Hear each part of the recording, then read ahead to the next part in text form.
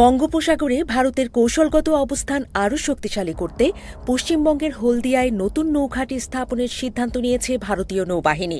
দিল্লির দাবি, এই পদক্ষেপ শুধু সামরিক শক্তি বৃদ্ধিই নয়, বরং আঞ্চলিক নিরাপত্তা, সামুদ্রিক নজরদারি এবং মানবিক সহায়তার ক্ষেত্রেও বড় ভূমিকা নিতে চলেছে। তবে এর মাঝেই নতুন চক্রান্ত দেখছেন ভূরাজনৈতিক বিশ্লেষকরা। তারা বলছেন, বাংলাদেশকে ঘিরে ভারতের সাম্প্রতিক কূটচালের প্রতিফলন ঘটছে এমন সিদ্ধান্তে। ভারত আসলে আতঙ্কে রয়েছে। তারা নানা অজুহাতে বাংলাদেশকে ঠেকাতে মরিয়া হয়ে উঠেছে।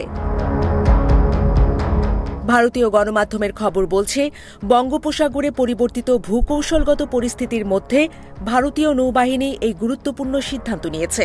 পশ্চিমবঙ্গের শিল্পনগরী হলদিয়ায় একটি নতুন নৌঘাঁটি স্থাপন করা হচ্ছে, যার মূল উদ্দেশ্য পূর্ব উপকূলে ভারতের সামুদ্রিক উপস্থিতি আরও জোরদার করা। হলদিয়া হুগলি নদীর তীরে অবস্থিত এবং বঙ্গোপসাগর থেকে প্রায় ১৩০ কিলোমিটার দূরে স্যান্ডহেডস ডিপ সি অঞ্চলের কাছাকাছি। এই এলাকার সবচেয়ে বড় সুবিধা হল এখানে আগে থেকে একটি সুসংগঠিত ডক কমপ্লেক্স রয়েছে, যা ১৯৭০ সাল থেকে কার্যকর। বড় আকারের জাহাজ পরিচালনার জন্য উপযুক্ত এই পরিকাঠামো নৌবাহিনীর নতুন ঘাঁটি গড়ে তোলার কাজকে অনেকটাই সহজ করে তুলেছে।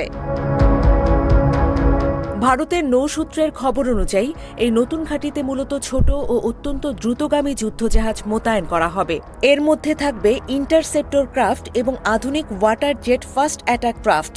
এই ধরনের জাহাজ উপকূলীয় নিরাপত্তা, দ্রুত টহল, জলদস্যুতা বিরোধী অভিযান এবং সন্দেহজনক নৌযান শনাক্ত করতে বিশেষভাবে কার্যকর। ভারতের বিশেষজ্ঞদের মতে, সাম্প্রতিক বছরগুলোতে বঙ্গোপসাগরে চীনের নৌ তৎপরতা উল্লেখযোগ্যভাবে বেড়েছে।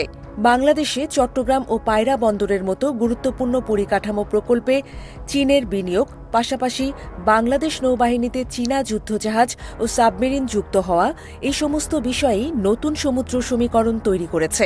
অন্যদিকে পাকিস্তান ও চীনের সহায়তায় তার নৌশক্তি দ্রুত বাড়াচ্ছে।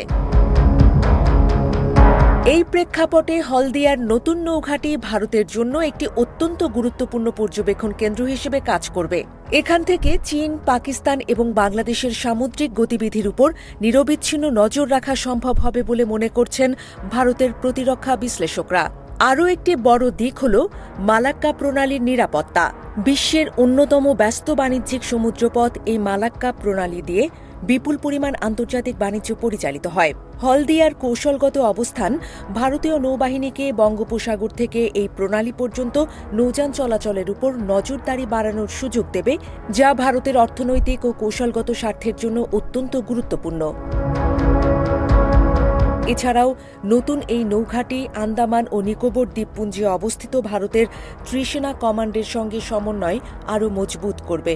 যে কোনো জরুরি পরিস্থিতিতে দ্রুত সেনা ও রসদ মোতায়েনের ক্ষেত্রে হলদিয়া একটি গুরুত্বপূর্ণ ফ্রন্টলাইন বেস হিসেবে কাজ করবে।